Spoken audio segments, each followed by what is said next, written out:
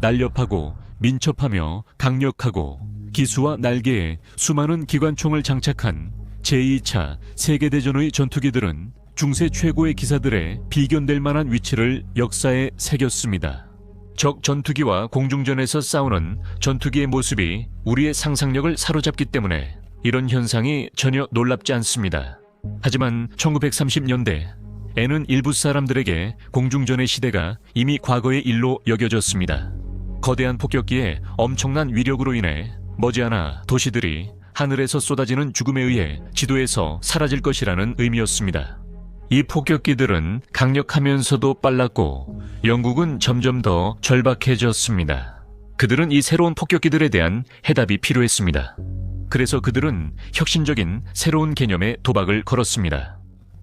이 개념은 곧 런던 상공을 비명 지르며 지나가고 그 뒤에 재만 남길 새로운 엄청난 화력에 대처할 수 있는 도구를 제공해 줄지도 모르는 것이었습니다. 이것이 바로 터렛 전투기의 시작입니다. 워즈 오브 더 월드에 오신 것을 환영합니다.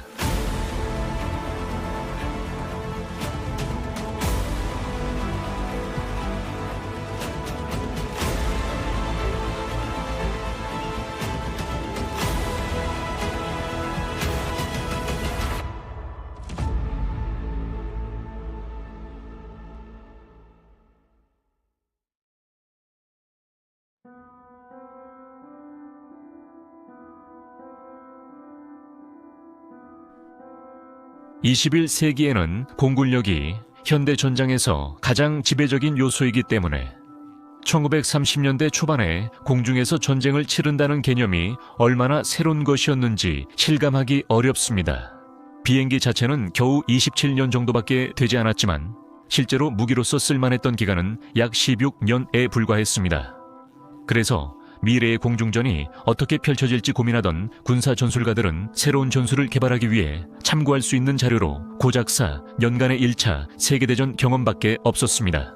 1920년대에는 항공기 개발이 더뎠고 찰스 린드버그의 역사적인 대서양 무착륙 횡단 비행과 같은 주목할 만한 항공 업적이 있었음에도 불구하고 실질적인 군용기는 1차 세계대전 당시의 전투기와 거의 차이가 없었습니다. 하지만 이제 그 어느 때보다 더 큰 전쟁의 먹구름이 몰려오기 시작하면서 더 긴 항속거리, 더 높은 고도, 더 빠른 속도를 가진 비행기의 중요성이 무엇보다도 커졌습니다. 특히 속도의 경우에는 이 시기에 수많은 항공 경주에서 경쟁하기 위해 항공기와 엔진 제조업체들이 협력하면서 엄청난 발전이 이루어졌습니다. 항공기가 얼마나 빨라지고 있는지를 보여주듯 1918년 전쟁이 끝날 무렵 그 전쟁에서 영국의 가장 성공적인 전투기였던 소프위드 카멜은 시속 113마일을 낼 수 있었습니다. 6년 후인 1924년에는 글로스터 게임콕이 시속 155마일을 낼 수 있었습니다. 그로부터 10년 후인 1934년 영국 공군은 글로스터 곤틀릿을 주문했는데 이 전투기는 시속 230마일을 낼 수 있었고 이미 시속 300마일을 훨씬 넘는 속도를 약속하는 새로운 단엽기 전투기 계획도 진행 중이었습니다. 그리고 그 속도는 앞으로도 계속 증가할 예정이었습니다. 물론 문제는 성능이 이렇게 향상되면서 1차 세계대전 때의 전술은 더 이상 적용할 수 없게 되었고 그래서 새로운 전술들은 대부분 추측이나 경험에 기반한 예측으로 만들어졌다는 점이었습니다.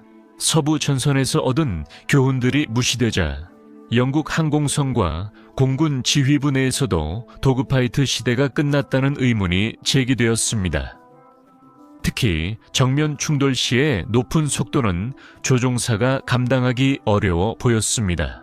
동시에 폭격기의 비행 범위가 점점 늘어나면서 전투기들이 더 이상 목표 지점까지 폭격기를 완전히 호위할 수 없게 되었고 따라서 폭격기들은 스스로를 더 잘 방어할 수 있어야 했습니다. 이로 인해 동력식 포탑의 개발이 이루어졌습니다. 폭격기 동체의 주요 위치에 배치된 동력식 포탑은 이전 세대 폭격기의 수동식 기관총보다 더 강력한 화력을 가졌으며 사수가 시야를 확보할 수 있는 곳이라면 폭격기 주변 어디에서든 접근하는 전투기에 신속하게 사격할 수 있었습니다. 이렇게 포탑으로 무장해 기존 전투기를 격추할 수 있는 고속폭격기의 위협이 매우 크다고 여겨졌기 때문에 영국 공군은 이에 대응하기 위해 동력식 포탑을 장착한 새로운 전투기 개발을 진지하게 고려하기 시작했습니다. 제공권을 둘러싼 군비 경쟁이 본격적으로 시작된 것이었습니다.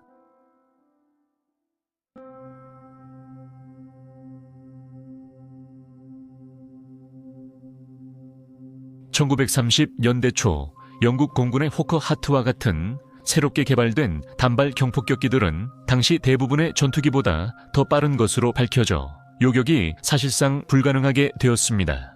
잠재적인 적들도 똑같이 빠른 폭격기를 만들 수 있다는 사실을 인식한 호커사는 하트를 2인승 전투기로 개조했고, 이를 통해 영국 공군은 하트와 같은 성능의 항공기를 요격할 수 있는 능력을 갖추게 되었습니다.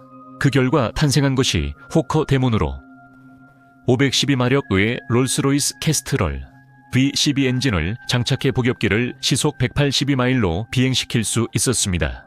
전투기는 조종사 한 명이 타는 것이 일반적이라는 인식과 달리 2인승 전투기는 새로운 개념이 아니었고 실제로 단자 전투기보다 먼저 등장했습니다. 대문의 조종사는 동체에 설치된 2개의 전방 발사 303 비커스 기관총을 사용할 수 있었고, 후방 조종석의 사수는 단일 303 루이스 기관총을 장착했습니다. 하지만 바로 여기에서 구식 개념이 기계의 놀라운 새로운 힘과 맞닥뜨리면서 문제가 드러나기 시작했습니다. 호커 대문이 전속력으로 비행할 때 속도가 너무 빨라서 적기를 요격하기 위해 돌진할 때 후방 사수는 총신을 항공기의 기류 방향으로 돌리는데 큰 어려움을 겪었습니다. 이로 인해 전투는 육체적으로 매우 고되고 비효율적이었기 때문에 이 문제를 해결하기 위한 연구가 시작되었고, 그 결과 사수의 부담을 덜고 사격 능력을 2배로 늘릴 수 있는 동력식 포탑이 개발되었습니다. 대문을 위한 유압식 포탑은 비교적 기본적인 구조였으며 사수 뒤에 랍스터백이라고 불리는 보호막이 설치되어 사수 위치로 흐르는 기류를 차단했습니다. 이로 인해 후방에서 적 항공기를 조준할 때 총의 정확도와 움직임이 크게 향상되었습니다. 생산은 이전 모델인 대문에서 이른바 터렛 대문으로 전환되었고, 결국 이전 모델들도 개조를 위해 공장으로 다시 보내졌습니다. 터렛 대문은 그 시절로서는 훌륭한 항공기였지만 그 전성기는 오래가지 못했습니다. 1930년대 내내 조용히 운용되다가 전쟁이 발발하자 퇴역했지만, 터렛이 장착된 전투기라는 개념은 여전히 영국 공군 지휘관들에게 인기를 끌고 있었습니다.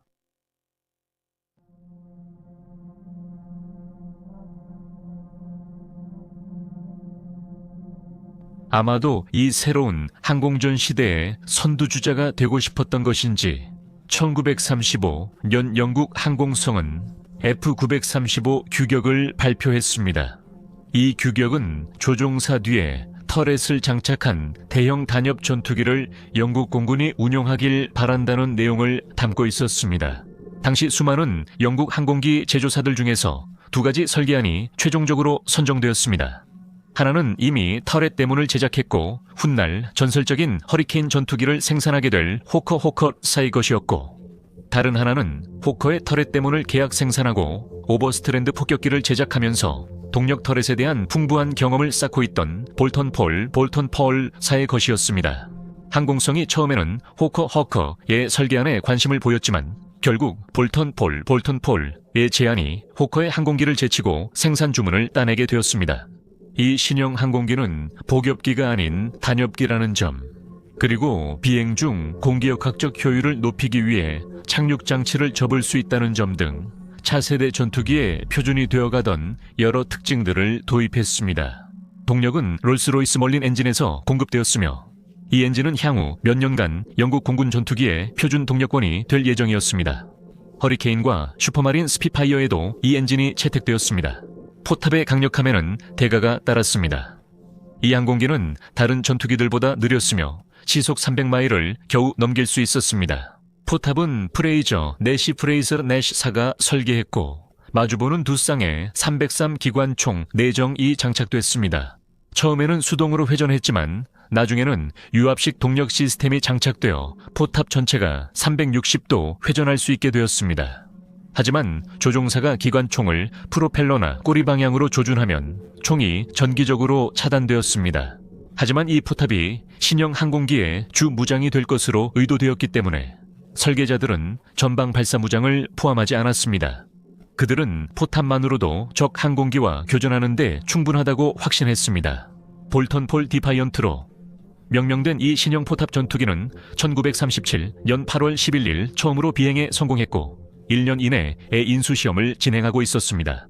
이 항공기는 포탑 전투기로서의 역할에 완벽한 안정적인 플랫폼으로 평가받았지만 개발과 생산의 지연으로 인해 1939년 9월 1일 전쟁이 발발했을 때 디파이언트는 실전에 투입될 준비가 되어 있지 않았습니다.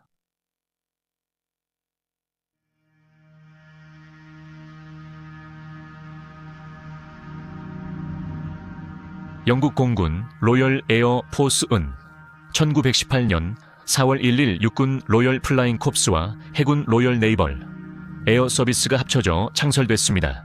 이로 인해 거의 전강이 내내 해군 항공력은 해군성 애드미럴티 이 원하는 것과 모체인 영국 공군 로열 에어 포스 이 원하는 것 사이에서 애매한 상태에 놓여 있었습니다. 플릿 에어 으로 알려진 해군 항공대는 종종 영국 공군 로열 에어 포스 체계에 맞춰 조직되었고 로열 에어 포스 항공기의 해군형 버전을 운용했습니다. 그 결과 FAA 역시 로열 에어 포스와 동시에 자체 터릿 파이터 개발을 모색하고 있었습니다. 1935년 12월에 발행된 03035 규격은 대략 디파이언트와 동등한 항공기를 제시했지만 해군 항공대 FAA는 약간 다른 작전 교리를 염두에 두고 있었습니다. 영국 해군은 여전히 함대의 대공 방어에서 주된 수단이 함포 사격이라고 믿고 있었기 때문에 전투기를 함대의 시야 밖에서 운용하여 폭격기의 공격이 임박했음을 미리 경고하는 비행 초계정으로 간주했습니다. 또한 전투기를 적 함대 추적 및 적 함선과 잠수함의 공격을 조율하는 적 해상 초계기를 쫓아내는 수단으로도 보았습니다.